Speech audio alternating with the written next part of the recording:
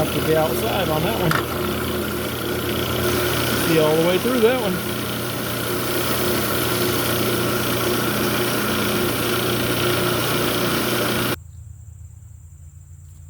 This slice right here is part of a Kentucky geode.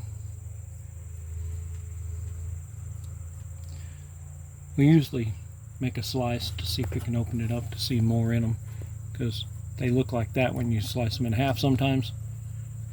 Then you have to slice them again to see the rest of it. On to the next one.